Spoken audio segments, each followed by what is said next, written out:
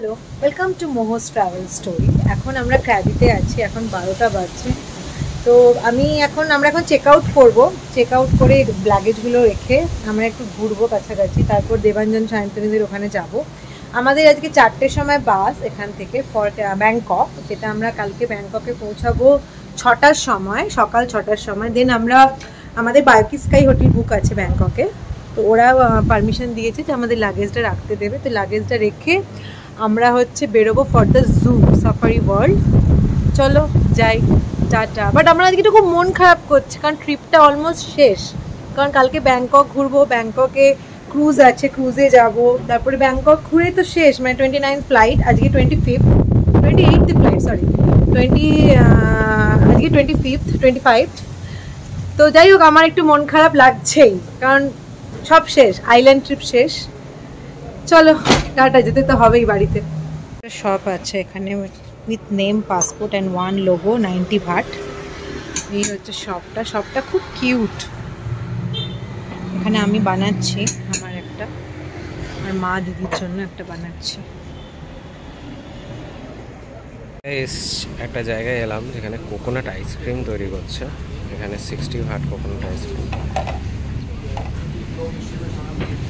Coconut শেলের মধ্যেই ওরা আইসক্রিম দিয়ে তৈরি করবে।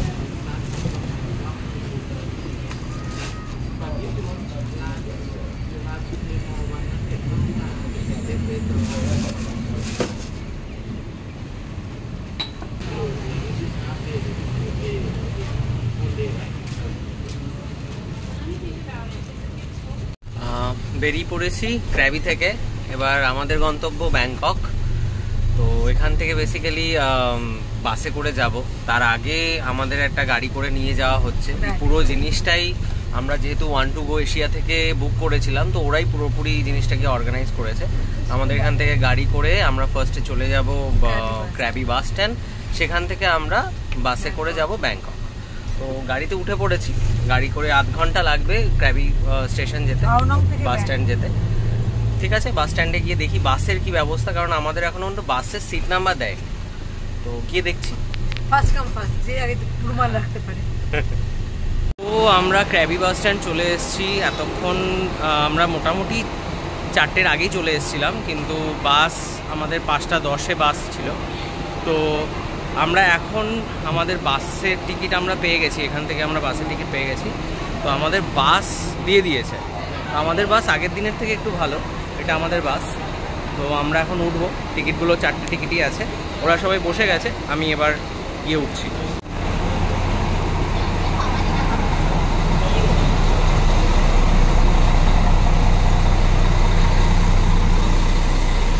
এটা বাথরুম রয়েছে আমাদের। এবার বাসটা উপরের দিকেই আছে, বাসের সিটগুলো।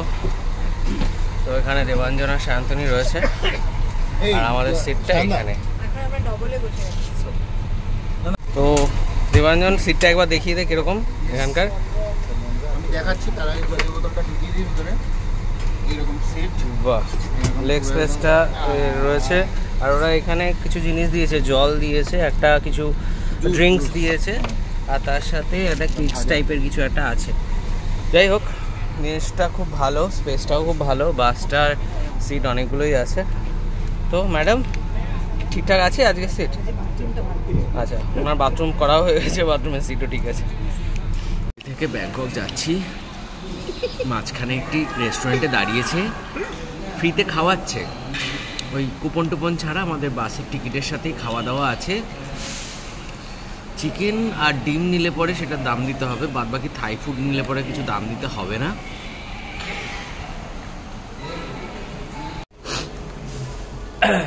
তো মাঝ রাস্তাতে বন্ধ করে দিতে হলো, কারণ বুঝতে পারিনি, পর্ক নিয়ে নিয়েছিলাম। তো মুখে দেওয়ার পর বুঝতে পারলাম না ওটা কী আর কি। তো সেটাই হচ্ছে। তোর কেমন লাগলো? আমি যদিও খাবার নষ্ট করি না, পুরোটা খেয়ে নিয়েছি। পর্ক আমি নিয়ে নিই, কিন্তু পর্ক বলছিল, বললো যখন সায়ন্দা যে কি পর্ক, পোক সায়ন্দা বুঝতে পারিনি, নিয়ে নিয়েছি। যাই হোক, কিন্তু খাওয়ার মতো না, একদম বাজে, একদম মানে বাজে বলবো না, হয়তো এখানে এরকমই খাওয়া, কিন্তু আমাদের জন্য না, প্লিজ। তো তো এখানে আমরা তো খুব বাজে খেলাম, তো যাই হোক একটা জায়গায় কফি আমরা দেখতে পেয়েছিলাম, তো ভেবেছিলাম ওটাও ফ্রি, নিজেরা বানিয়েও নিয়েছিলাম অলরেডি, কিন্তু ওই লাস্ট পর্যন্ত একজন এসে বললো 20 ভাট। তো বেসিক্যালি মোহনা কফি নিয়েছে, তো কাপ বানিয়ে নিয়েছে। তো এখানে আমি তোমাদের দেখ কফিটা রেখি দে, মোটামুটি এই হচ্ছে কফি, এই হচ্ছে কফি মেশিন, নিজের থেকে বানিয়ে নাও, বানিয়ে টানিয়ে খেয়ে নাও, তাহলেই হয়ে যাবে। যাই হোক, ফ্রিয়ের টিকিটে ফ্রিয়ের খাবারে থাই খাবার, আর যাই হোক থাই এই সব খাবার আমি খেতে চাই না, একদমই চাই না, এর চাইতে না খাবো তাও ভালো। তবে আমরা কিছু ক্র্যাবি বাস স্টপ থেকে আমরা কিছু সসেজ নিয়ে নিয়েছি। এখানে সসেজের দামটা খুব কম, 10 ভাট করে সসেজ, 2-3টে খেয়ে নিলে পরে মোটামুটি পেট ভরে যায়। তো আমরা সেটাই ট্রাই করেছি, তো সেটাই আমরা নিয়ে উঠেছি, যদি খাওয়ার হয় তো আমরা সেটাই। 6:07